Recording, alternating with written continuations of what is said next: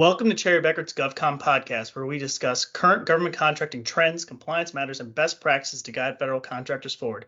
My name is Eric Poppe. I'm a director in our government contract industry group. And with me today is Neal Beggan, a partner in our risk advisory group. And Neal, we're at it again. We're talking about CMMC. Actually, we're still talking about CMMC. And I know we have the full crew here for our CMMC expert team here at Cherry Bekart. So welcome. Thanks for having me, Pop. And yes, we're going to do things a little different. As you mentioned, we are still talking about CMMC, which is a good thing. And some of the things we're going to talk about today, we think are long overdue. But I wanted to bring in kind of the special forces into this aspect of the podcast. So I want to introduce the audience to two folks. Matt Schiavone is managing director in our information and cybersecurity practice. And he's joined today by Brian Kirk, a senior manager in the same practice, many of whom will know Brian from being out in the market with CMMC alongside myself and others for the past 2 years. So wanted to welcome both Matt and Brian to the podcast today too. Yeah, thanks, Neal. It's great to be here. Yeah, likewise. Brian, Matt, thanks for joining us. And, to start us off, Neal, do you mind just giving us the current state of the union for CMMC? Where are we at? What's going on? I will, Pop. I've got no problem doing that, but I'm going to steal a little thunder here for a second because this is so long overdue. I feel like, singing praises from the hilltops at this point. That Cherry Bekart recently underwent our own review, which we'll unpack here in a little bit. But we are now a certified third-party assessment organization, a C3PO, that we have been talking about in our prior podcast series, really for the better part of 2 years. So a huge milestone that was achieved. I didn't want to glance over it too quickly at the beginning of this podcast or wait to tuck it in later. So at least going to lead with that because it's a huge pat on the back to many of the folks on this podcast and others in and around Cherry Bekart that have been a part of the process. So at least wanted to start with that. Now, kind of giving a pause for the standing ovation that just happened, Pop, I'll jump into your question, which is kind of general state of the union of CMMC and where we are. First and foremost, CMMC is moving along at full speed, despite what folks may think, despite what has seemed to quiet down in the news. It wasn't too long ago where you were reading articles about lawsuits or pending lawsuits or accusations or different rules being issued in different states almost on a daily basis. While things have quieted down on the drama and maybe the news coverage front, the program itself is still moving along at full speed. In fact, just recently, this past month on November 9th, the Cyber AB, which again, for those that have attended our podcast and learned about all the players, is the accreditation body overseeing the program and liaising between industry and DoD. They actually held their first sponsored event ever since the impetus of CMMC, which was called Washington Technology's 2022 CMMC 2.0 Ecosystem Summit. And you notice the 2.0, again, for those that have attended any of our previous podcasts and heard about kind of the maturation of CMMC from inception to what was dubbed loosely as 1.0 to now 2.0, that's really where we are now in terms of kind of second large scale iteration of the program, some of which we will talk about today and some of which you can hear about by tuning into previous podcasts and kind of the development of this program. But the summit that they held, it provided a lot of good insights into the current state of CMMC, status of the final rule, which we're going to talk about, as well as the joint surveillance program, which will be a bulk of this podcast. It was great to see, current clients and prospects and folks that we've been talking to for the last couple of years and get together in person at that event. It was extremely well attended and definitely well received. And so one of the things that is very important about where we are in terms of current state of CMMC and this 2.0, as I mentioned, is that we are still waiting for the final rule to pass. And until then, CMMC requirements cannot be enforced in contracts. And there's been a lot of talk about that. So we thought we would, touch on that at the beginning of this podcast in terms of where we are until this rule is passed and final. So with that, I am going to turn it over to Brian Kirk, who I introduced earlier, and ask Brian, can you kind of touch on where we are in the status and timeline of this final rule that everybody is waiting on? Yeah, certainly. And so for the status of the final rule, so the DFARS clause 252.204.7021 or better known as the CMMC clause, that is still under review. And so this is essentially the clause that will be requiring CMMC certification. And so currently it's in adjudication within their DoD, within the various departments within their DoD. On the most recent Cyber AB Town Hall at the end of October that Matt Travis leads each month, he provided an update on the rulemaking process during that town hall. And, it's important to note that, Matt doesn't know exactly, and nobody does, what the current status is of the adjudication process within their DoD. But there's always rumors and word in the street that's coming out from that. And so Matt, during his most recent town hall that he provided, mentioned that the word on the street is that the DoD is close to agreeing a draft rule. But until then, compliance and full implementation of the 7012 DFARS clause, which has been in place for a while now, is still sufficient. Our best guess is that we won't see CMMC clause in contracts for another 5 to 6 months. And it certainly won't be in contracts until that final rule is passed. So, Brian, I know that you and I have talked, a few times about, and clients have reached out and different companies have reached out about, like, hey, we're getting these clauses about this cybersecurity requirement or that cybersecurity requirement or this framework in our contracts, and we've had to go and look at the contracts and the terms and conditions. So, can you just touch real quick on what are you seeing in contracts, and what are what are we seeing in contracts? Yeah, great question, Poppe. And so, the kind of the inquiries that we receive from clients, just take a look at some of the contracts and seeing if there are any, CMMC requirements currently within those contracts. What we're seeing now is kind of what we expected to see. We still see the old DFARS clause 7012 that required you to self-assess and submit your scores to the SPURS system.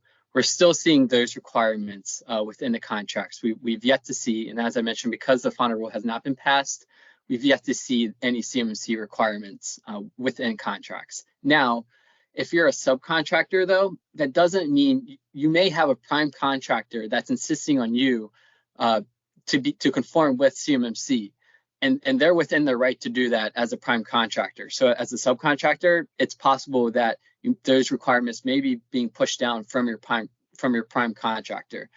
But contracts that are being issued currently by their DoD do not have the CMMC clause. If I was a betting man and you currently have that DFARS 7012 clause in one of your contracts, I bet chances are pretty good that when it's renewed, there will probably be a requirement for a CMMC certification. I think you're right, Poppe. So with that, Neal, we're now a C3PAO. Can you just unpack, what does that mean, and where do we go from here? Well, first off, Pop, it's no secret. It means that we're awesome. Not that we weren't awesome before, but it's just been absolutely validated by a third party at this point that we are awesome, and even more so awesome in the CMMC space. In all seriousness, though, as we've talked about on previous podcasts and the numerous presentations that we've done, a C3PAO is, again, a certified third-party assessment organization. These are companies that have been certified and are therefore authorized to conduct assessments for CMMC. Now, what it means in the meantime, though, as Brian just talked about the final rule not being in place, so therefore there aren't actual assessments for certification going on. What they're doing is what's called a joint surveillance assessment program. And the joint portion of that is because it's in collaboration with the DCMA's audit arm, which is called DIBCAC. And so these are voluntary assessments. They will look, feel, smell, and act exactly like a CMMC assessment. But since they are, the rule is not final, they don't result in certification. It would convert to a certification once the rule is final. And so, again, a C3PAO are the only organizations that can not only conduct what are called these joint surveillance assessments in the meantime, they will be the only ones authorized to conduct CMMC assessments once the rule goes final on behalf of folks in the DIB, these what we call organizations seeking certification. So what do you have to go through for this? Well, it's interesting because, quite frankly, it's almost a cobbler's shoes situation. We had to go through our own audit. We had to go through, in essence, our own CMMC level 2 audit, which again, because the rule is not final, was essentially an audit performed by the DIBCAC. Again, that's the audit arm of the DCMA, where they assessed us against the same level 2 requirements that ultimately we will assess our clients for, right?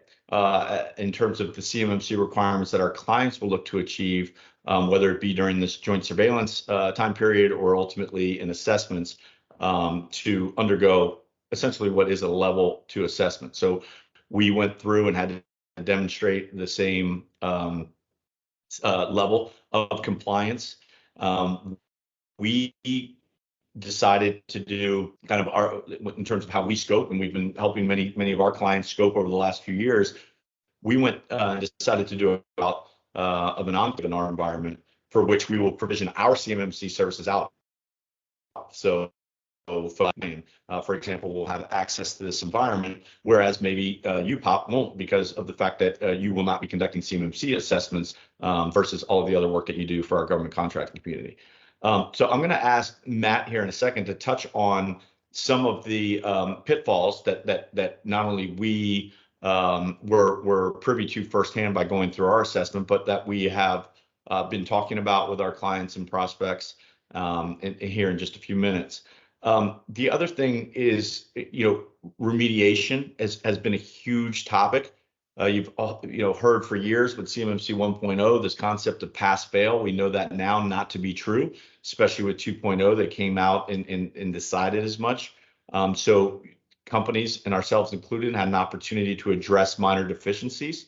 And so that actually paused where we were in our assessment, but we were able to tighten things up on our end and working with DIBCAC to the point where we were able to limit access to third parties and so forth to CUI, which ultimately was what was needed for us to receive our C3PAO designation. The other thing is, I talked about the use of service providers and third parties as it relates to us, Cherry Bekaert, undergoing our own assessment. That is something that every client that we've helped with the last 2 years has or is in the process of addressing. And you've heard about the FedRAMP equivalency or utilizing a FedRAMP moderate cloud. This is not only for cloud providers, but has also stretched to other service providers. And it all depends on how your assessment is scoped. And again, not going to unpack how to assess, how to scope an assessment during this podcast, because that has been covered in previous ones. So shameless plug again to ask you to rewind here if any of that information is needed. But what we did think about for today was kind of lessons learned, common pitfalls that organizations that are getting ready to undergo any of these types of assessments in the joint surveillance program, for example, what they may want to look out for. So with that, I wanted to turn it over to Matt, who was introduced earlier, to kind of touch on, again, some of the lessons learned / potential common pitfalls for folks to be aware of. Matt? Yeah, so 2 things that we've seen and that have been corroborated through the joint surveillance takeaways include really 2 things: improper scoping and lack of preparedness. From the standpoint of improper scoping, think about the business perspective. As Neal mentioned, we decided to carve an enclave out, but what systems are responsible for processing, transmitting, storing CUI? The scope of these systems and CMMC requirements should be limited to these systems alone. So establish clear boundaries and perhaps that enclave to help define the scope and reduce CMMC requirements from creeping into other parts. Furthermore, I would include, as Neal mentioned, failing to properly consider your service organizations, especially the cloud service providers that will require FedRAMP moderate equivalency. So are your cloud service providers able to meet these demands? And how do other service organizations that you use impact your CMMC requirements? Secondly, lack of preparedness. Ensure your team and your documentation can withstand the scrutiny of independent assessors. Prior to executing the assessment, test your preparedness. You've probably gone through a gap assessment. That may not necessarily prepare you for that scrutiny that I just mentioned. Take it one step further, go through a mock audit. And of course, during the assessment, you can expect additional emphasis on media protection. That goes for print, email, and removable media. So spend some time there. And of course, don't forget about physical security. Thanks, Matt. Thanks for walking through those pitfalls. And I know we're bumping up on time here. So Neal, I'm going to turn it back over to you. And to close this out, can you just walk through next steps on what a company should be looking for and what everyone should expect? Yeah, sure thing, Pop. I think I really want to hone in on this, joint surveillance voluntary assessment program, which is really what's going on now in terms of next steps. We did talk about final rule and what we are perceiving to be next steps in terms of timeline of once the rule goes final and actual assessments occur for certification. But in the meantime, just to reiterate, the DCMA through its DIBCAC, which is their audit arm, is able to accommodate voluntary assessments for companies in the DIB that have implemented NIST 800-171. This is not a exercise of, let me just see if I'm ready and sign up to go through this joint surveillance program. These are for folks that have been actively preparing. They want to be early adopters and have their assessments done by a C3PAO, which again will work jointly with alongside the DIBCAC assessors. And these DIBCAC assessors are the same ones that audited the Cherry Beckerts of the world and the other C3PAOs. So they are very familiar with the process. If that is the case, if you are listening to this podcast and you are thinking, I want to be in that category as, somebody in the DIB, an organization seeking certification, to use another acronym, the OSCs that you've heard about. If you are an OSC with a desire to be considered for this program, you would need to reach out to a C3PAO. Would love it to be Cherry Bekaert, obviously, and get your name added to a list.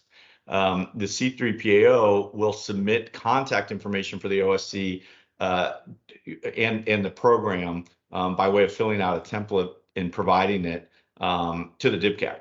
And the DIBCAC is actually responsible for not only maintaining the queue of who is to go through the assessment program. They have a limited number of resources working on this program, so not everyone will be accepted right away. Oftentimes there's a queue, but there is some thought that there will be some prioritization here in terms of your current contracts and so forth. And because this is a joint program, you will actually engage through DIBCAC for part of the assessment. There's no charge for them to work alongside a C3PAO, but you would separately engage with a C3PAO during this joint surveillance program. Not to beat a dead horse here, but again, since CMMC 2.0 won't officially exist until the rulemaking is finished, you can't call this joint surveillance assessment a certification. Rather, it won't end or result in a certification. It will convert to a certification once the rule is final, but in the meantime, it will result in what's called a DIBCAC high assessment for NIST 800-171. And again, for anybody that's up on the matter or has listened to our podcast, the scope of CMMC 2.0 now encompasses all of 800-171 and 800-171 only. And therefore, that's what this DIBCAC high assessment will result in, is an assessment of 800-171, which again will ultimately convert to a certification once rulemaking is final. Thank you, Neal, for walking us through that. So I know that's all the time we have today. So Brian, Matt, Neal, thank you for joining us on today's GovCon podcast. I do ask that everyone listening in, please subscribe to the GovCon podcast on however you listen to your podcasts. And please reach out if you have any questions on CMMC, basic cyber frameworks or anything else from a IT cyber perspective or government contracting. And we appreciate everyone joining us, and please join us again for our next podcast.